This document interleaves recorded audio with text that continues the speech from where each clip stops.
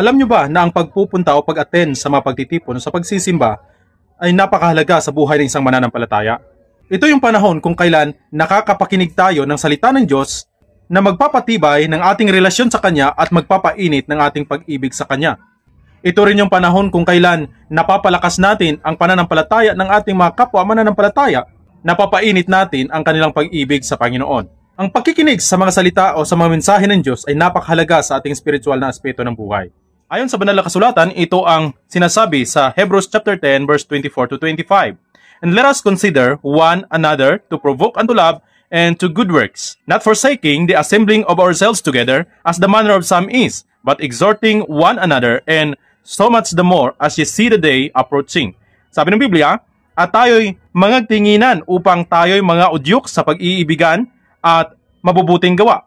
Huwag nating pababayaan o kaliligtaan ang ating pagkakatipon na gaya ng kinaugalian ng iba, kundi mangag-aralan sa isa't isa at lalong-lalo na kung inyong namamalas na nalalapit na ang araw. Tandaan po natin na sa mga panahon na tayo'y may mga pangangailangan, tayo po'y nagdarasal. Ang pagdarasal po kasi ay isang paraan ng pakikipag-usap sa Diyos.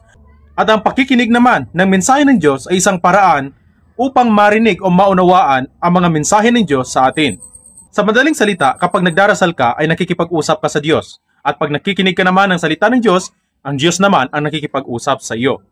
Hindi ba't napakaganda sa isang relasyon na makikita mong ang magkabila ay nakikinig sa isa't isa? Halimbawa sa relasyon ng mag-asawa.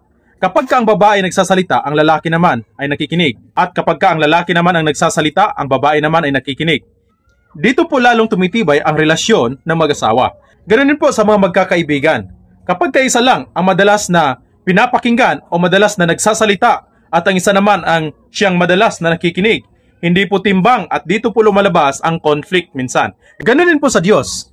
Kapag ka ang Diyos ang nais kumausap sa atin at hindi natin siya pinapakinggan, hindi maganda ang idudulot nito sa atin. At alam natin na kapag tayo naman ay nananalangin at hindi pinapakinggan ng Diyos, hindi ba't masakit din sa ating damdamin?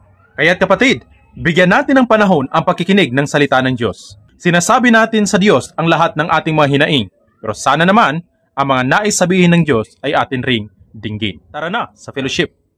Simba ka ha?